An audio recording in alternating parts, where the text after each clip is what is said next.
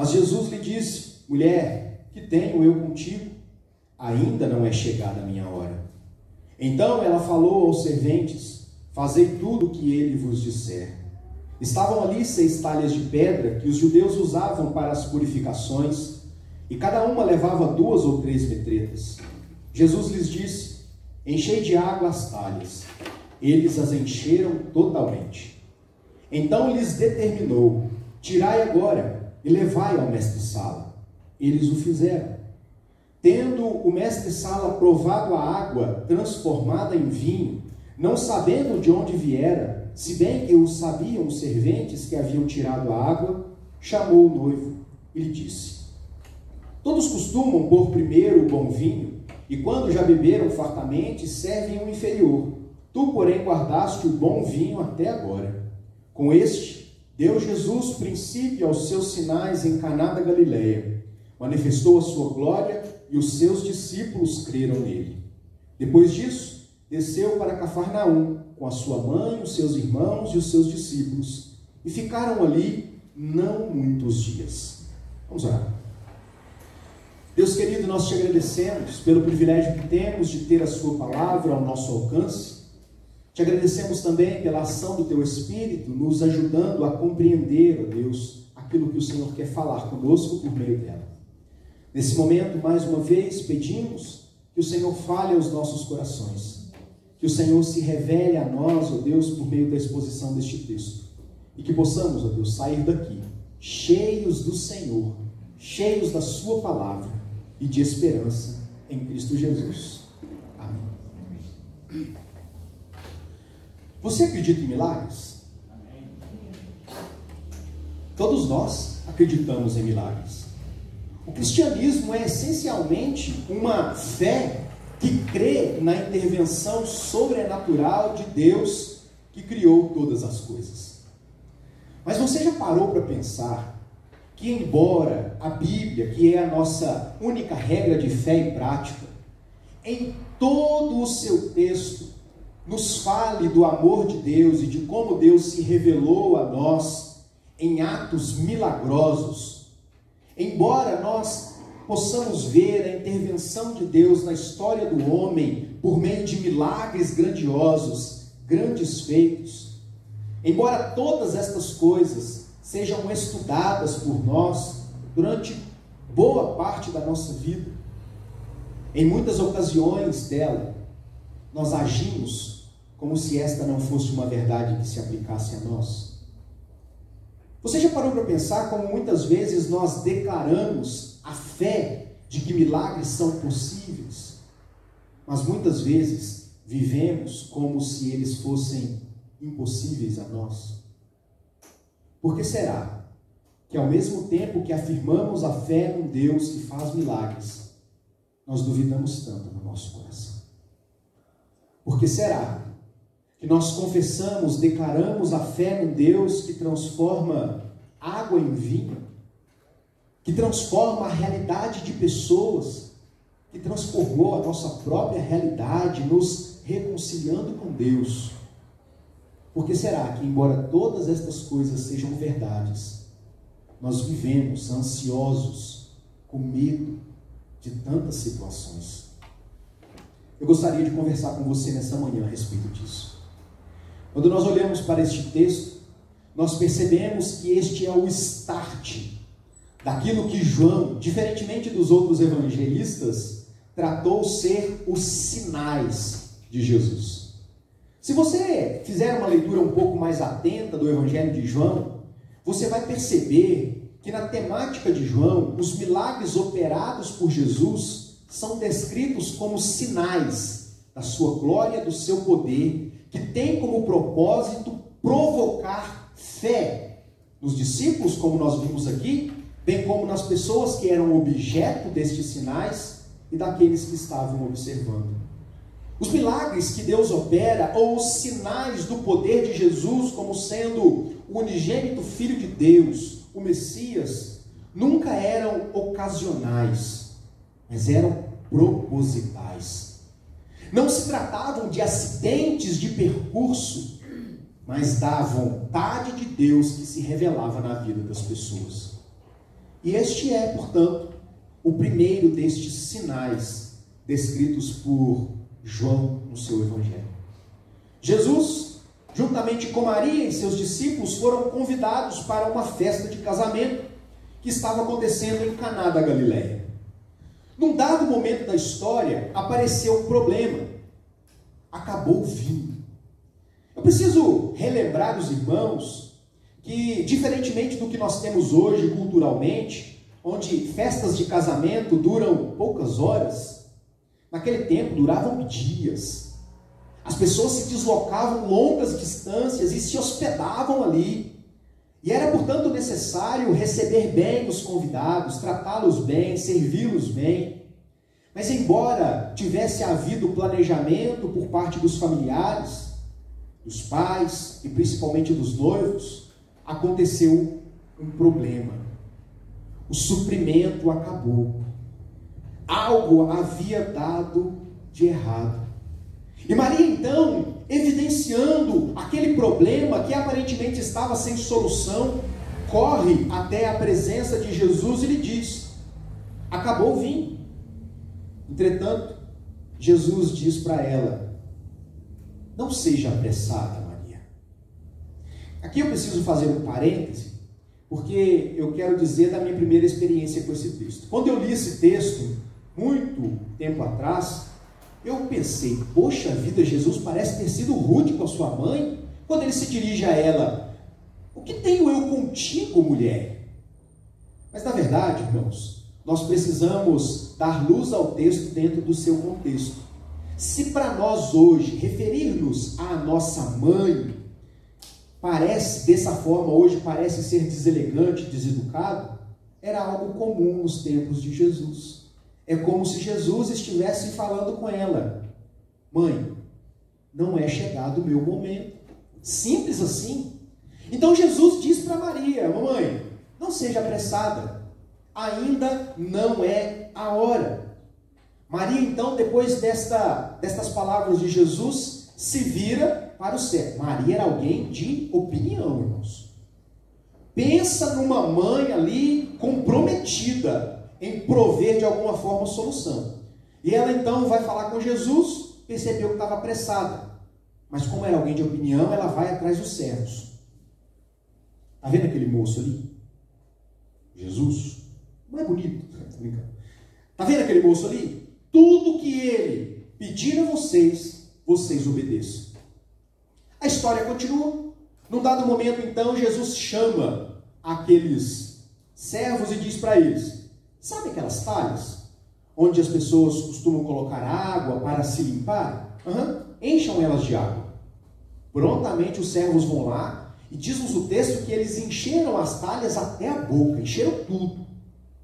Depois Jesus vai e diz para eles, e aqui começa algo intrigante: pega aquilo que eu mandei vocês colocarem dentro das talhas, eles sabiam que era água, e leve ao mestre-sala. Mestre-sala era o mestre de cerimônias, quem provava a comida e a bebida para ver se estava de acordo, para oferecer aos convidados. Aqueles servos obedecem, mesmo sabendo que eles tinham colocado água naquelas talhas. E eles levam então a água e o mestre-sala prova e diz: uau, essa é a melhor bebida. E ele vai procurar o noivo. Por que você agiu assim? Normalmente as pessoas oferecem a melhor bebida no começo e depois a de menor paladar, mas você fez o contrário. Deixou a bebida melhor para o final.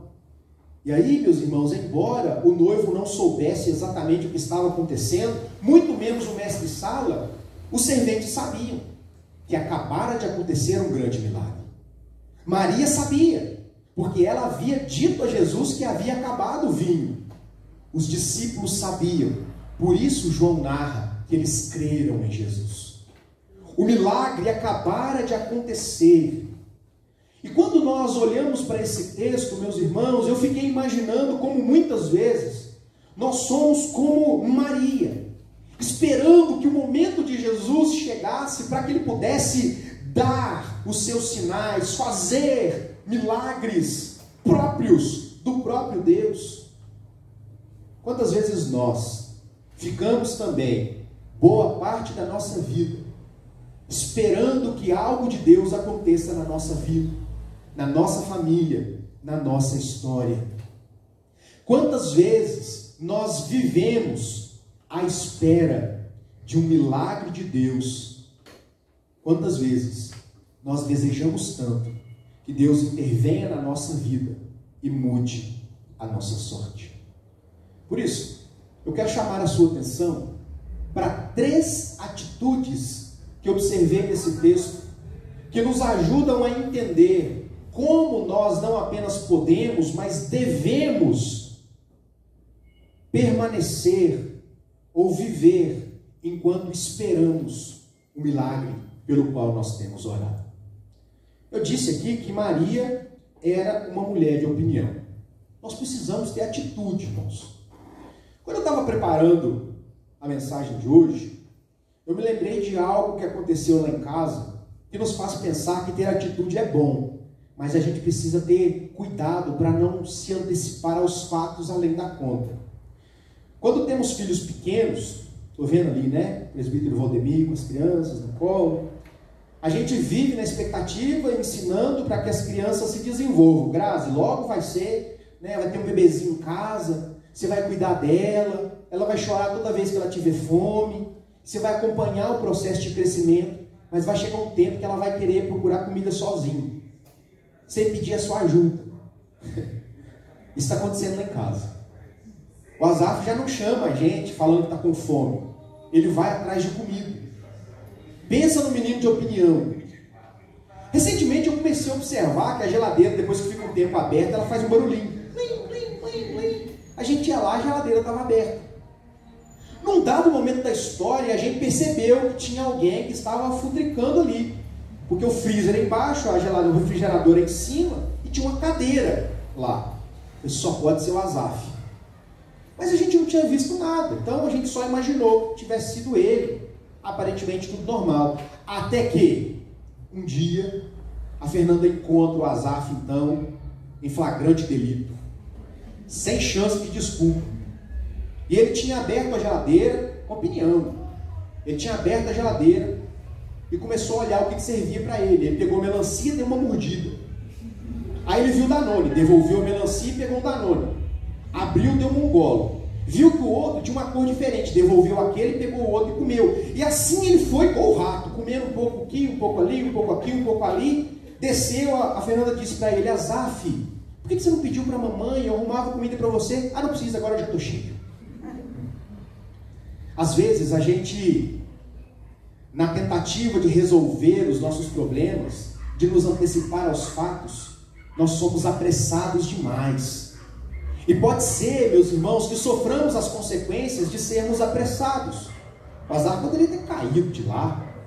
Ele poderia ter derrubado alguma coisa da geladeira em cima dele. Não sei, ele poderia ter comido alguma coisa para abrir o pote de azeitona e pescou azeitona comendo. Imagina o que nós fizemos com tudo isso. Nós aprendemos com a atitude de Maria que nós precisamos esperar o tempo de Deus e que nós não podemos ter pressa. Versículo 3 diz assim: tendo acabado o vinho, a mãe de Jesus lhe disse: eles não têm mais vinho. Assim que Maria identificou o problema, ela foi até Jesus, esperando que Jesus agisse de forma imediata, resolvendo aquele problema, atendendo assim o seu pedido, resolvendo aquela questão. E Jesus responde a ela: o que tenho eu contigo?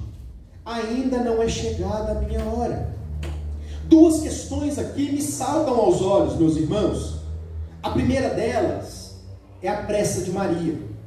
Ela nem parou para pensar. É como se Jesus não soubesse de tudo aquilo que estava acontecendo, e ela vai desesperada ali: Senhor, acabou o vinho. A segunda delas é o tempo de Deus, que não necessariamente condiz com o nosso tempo, com as expectativas que criamos dentro do nosso coração. Note que a resposta de Jesus a Maria não apenas evidencia a questão do problema. Maria não estava apenas interessada em informar Jesus a respeito do fim do vinho. Maria queria que Jesus agisse naquele momento para resolver a situação. Fiquei imaginando como a atitude de Maria se parece muitas vezes com as nossas próprias atitudes. Quando oramos a Deus por alguma questão, qualquer que seja, esperando o milagre de Deus e querendo que Deus haja de forma imediata. E às vezes, irmãos, por causa da nossa pressa, por causa da nossa ansiedade, trocamos os pés pelas mãos como Asaf, que se tivesse pedido e esperado, teria o alimento adequado para aquele momento. Mas porque não fez uma mistura danada, que até resolveu momentaneamente o problema, mas não nutriu adequadamente o seu corpo. É interessante pensarmos que, embora nós muitas vezes tenhamos pressa para Deus resolver, Deus tem um tempo específico para todas as coisas. É o que nós lemos em Eclesiastes capítulo 3, verso 1. Tudo tem o seu tempo determinado e há tempo para todo o propósito debaixo do céu. A atitude de Maria demonstra ansiedade no coração por uma intervenção de Jesus naquele momento, de forma imediata. No entanto, a resposta de Jesus ensina a Maria que ela não precisava ser ansiosa, apressada demais. Quando nós olhamos para a história do povo de Deus, lá antes da monarquia, no tempo dos juízes, nós veremos, por exemplo, a interação teofânica de Deus. Deus envia o seu anjo para conversar com Gideão. O contexto era: os midianitas vinham, saqueavam o povo, e o povo vivia à beira da miséria porque eram oprimidos por um povo estranho. E o povo se sentia abandonado por Deus, porque afinal de contas, o que é feito do Deus que libertou o povo do Egito? É o que o próprio Gideão falou ao anjo em Juízes capítulo 6, verso 13. Por que o Senhor não vem ao nosso encontro e nos livra? O que de mais importante o Senhor está fazendo aí no céu, que não ouve o nosso clamor? Como se Deus não conhecesse as nossas dificuldades. Como se Deus, ele fosse relapso no cuidado que tem para com seus filhos. Como se Deus chegasse atrasado nas situações, como muitas vezes nós chegamos. Nós aprendemos com essa primeira atitude de Maria, que ao estarmos esperando por um milagre de Deus, nós não podemos ser apressados, ansiosos. Nós precisamos ser obedientes. A primeira atitude de Maria foi um exemplo daquilo que nós não devemos fazer. Mas como eu disse, Maria era alguém de opinião. Na sua segunda atitude, nós percebemos uma lição a respeito daquilo que nós devemos fazer. Maria estava ansiosa e querendo que Jesus resolvesse o seu problema. Mas algo na atitude de Maria, na segunda atitude dela, nos ensina que nós precisamos ter em mente que Deus pode todas as coisas. Depois daquela conversa com Jesus, ela se dirige aos servos e diz: obedece ele. O que ele mandar, vocês fazem. Se por um lado a primeira atitude de Maria demonstrava ansiedade pela ação de Jesus, por outro, a segunda atitude demonstra fé no poder de Deus para fazer milagres, no poder de Jesus para mudar uma situação. Depois daquela resposta, Maria se dirige aos serventes e diz a eles: sejam obedientes, como se ela quisesse declarar àqueles homens: eu creio que ele tem a solução, que dele vem a resposta para as dificuldades, para os problemas, que o milagre que tanto precisamos vem desse homem, Jesus Cristo nosso Senhor. Pense comigo, irmãos, quantas vezes nós lemos a palavra de Deus a respeito do poder de Deus, de como Deus pode fazer milagres, mas com as nossas atitudes demonstramos duvidar de tudo isso. Quando reclamamos, como o povo de Israel, no primeiro texto que lemos, do profeta Jeremias, ou ainda quando questionamos Deus, no texto de Juízes 6, quando Gideão diz: o que o Senhor estava fazendo? Que o Senhor não veio ao nosso encontro e nos permitiu sofrer tanto. Quando nós lemos Efésios capítulo 3, verso 20, A palavra do apóstolo Paulo é para nós, meus irmãos, uma declaração de fé no Deus do impossível, como acabamos de cantar e como muito bem disse a Fernanda. Paulo diz assim: ora, aquele que é poderoso para fazer infinitamente mais do que tudo quanto pedimos ou pensamos, conforme o seu poder que opera em nós, a ele seja a glória na igreja e em Cristo Jesus, por todas as gerações e para todos sempre. Amém. Deus é poderoso. Deus pode fazer aquilo que nos limita. Deus pode transformar qualquer situação. E esta fé nós precisamos guardar dentro de nós. A atitude de Maria declarava a fé de que, em vindo a intervenção de Jesus, aquela situação seria transformada. Deus é poderoso para fazer infinitamente mais do que tudo quanto pedimos ou pensamos. Maria cria assim. Paulo declarou assim. Mas e você? Você crê assim? Será, meus irmãos, que nós temos agido confiando no poder de Deus para realizar o milagre que nós tanto precisamos? Isso faz toda a diferença. Orar, declarar, mas tendo fé no nosso coração. Olha o que Jesus disse em Mateus capítulo 21, verso 22. E tudo quanto pedirdes em oração, crendo, recebereis. Não basta declarar fé, não basta apenas pedir, é necessário declarar, pedir e crer que Deus pode fazer.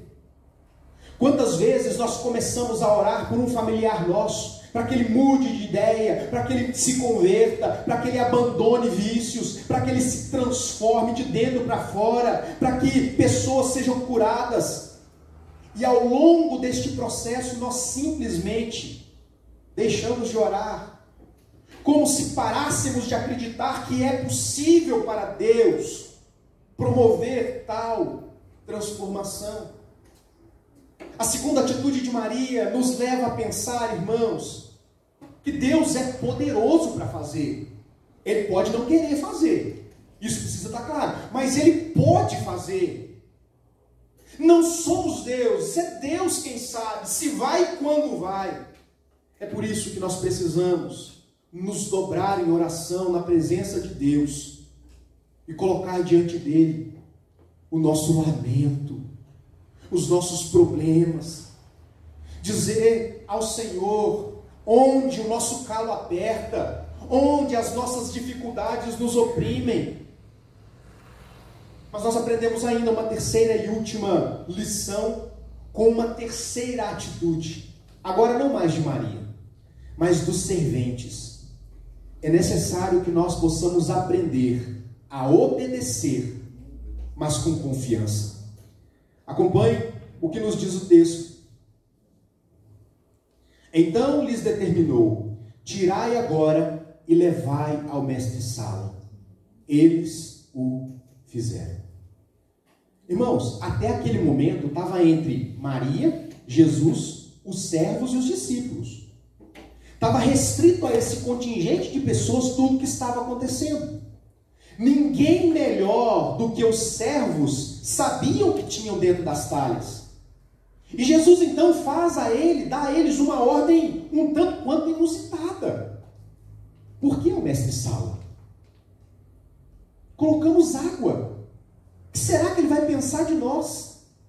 Mas o texto nos diz que aqueles servos simplesmente obedeceram.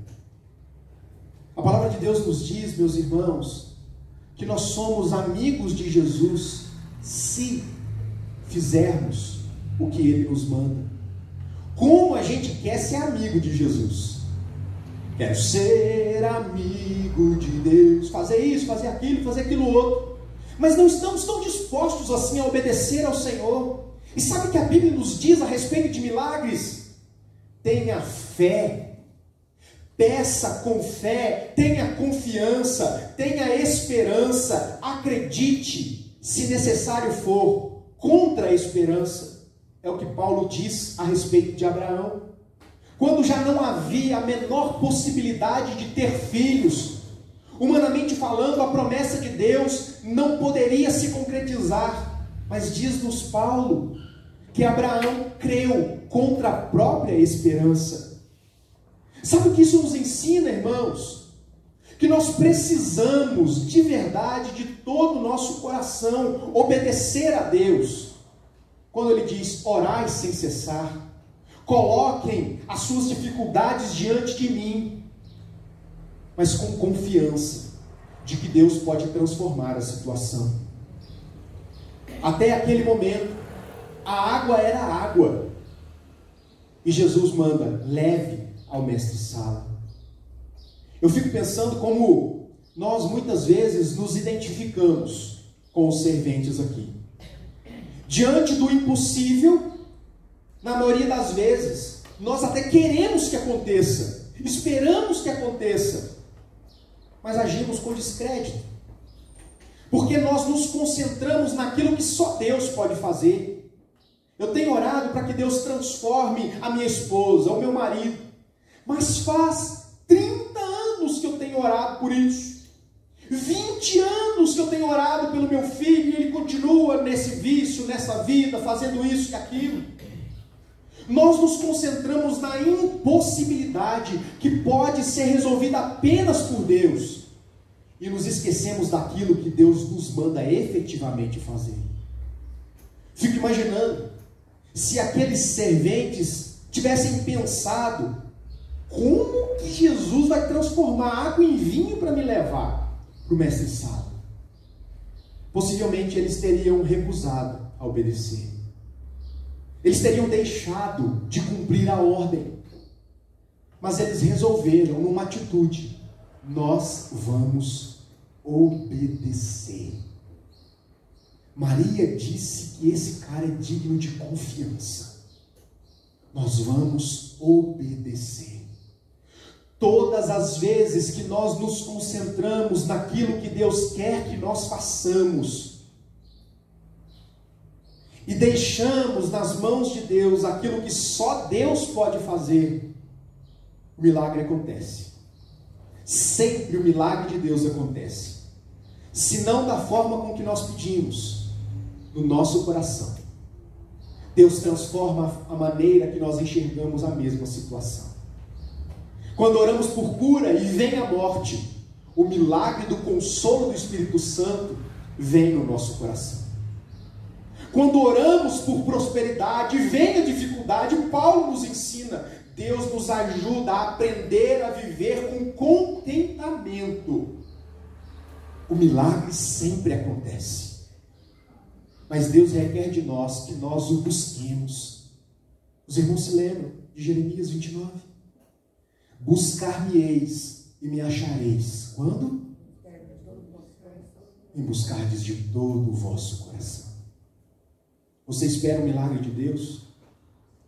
Você espera algo que a situação, as circunstâncias são impossíveis? Para Deus é possível. Deus pode fazer. Tudo o que nós precisamos fazer, meus irmãos, é termos a atitude de Maria, a segunda. Confessarmos, crermos que Deus pode fazer.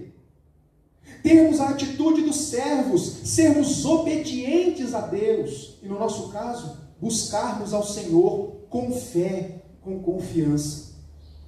Porque o milagre é do departamento de Deus. É Deus quem faz. Por isso, irmãos, eu gostaria de encerrar a nossa reflexão de hoje, a nossa meditação, chamando você a esta palavra.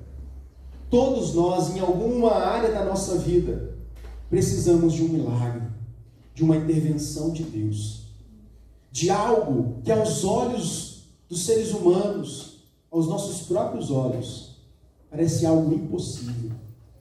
A palavra de Deus nos diz que tudo é possível ao que crê. Então a questão aqui é, você crê? Se sim, eu quero convidar você a orar de novo por aquilo que você espera. a voltar a ter esperança no coração por aquilo que você tem colocado diante de Deus. Pastor, mas eu já tentei de tudo. Está tentando errado. Tem que colocar diante de Deus e é Deus quem vai fazer. Pare de tentar cuidar daquilo que só Deus pode fazer. Deus requer de nós obediência. E é Ele quem faz o milagre. Deus querido, nós colocamos diante do Senhor a nossa vida, reconhecendo, ó Deus, que nós precisamos do Senhor. Precisamos da ação do Senhor na nossa vida, no nosso coração, em tantas áreas, ó Deus, que, ó Deus, compõe o nosso ser.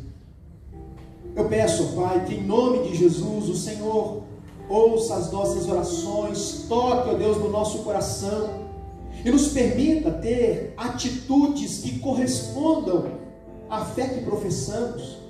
E nós professamos que cremos num Deus que faz milagres, num Deus que transforma situações, cremos num Deus que age no seu próprio tempo. Nos ajude, ó Deus, a não desejarmos cuidar da sua agenda, mas nos comprometermos naquilo que o Senhor espera de nós. Corações, ó Deus, entregues ao Senhor. Nos ajude, ó Deus, a esperarmos o milagre pelo qual nós temos orado com fé e esperança. Ainda, Deus, que seja necessário esperar contra a própria esperança. Deus, que o Senhor renove o nosso ânimo. Que o Senhor, ó Deus, nos permita sonhar novamente. Que o Senhor nos desafie a continuar orando, pedindo, clamando pela ação de Deus na nossa vida e naquilo que nós temos colocado diante do Senhor. Que o Senhor nos abençoe hoje e sempre. Que o Senhor, ó Deus, nos faça contentes, ó Deus, por termos estas palavras vindas a nós. Abençoe, ó Deus, as nossas vidas. É o que nós te pedimos e de antemão te agradecemos, porque cremos que o Senhor nos ouve. Em Cristo Jesus. Amém.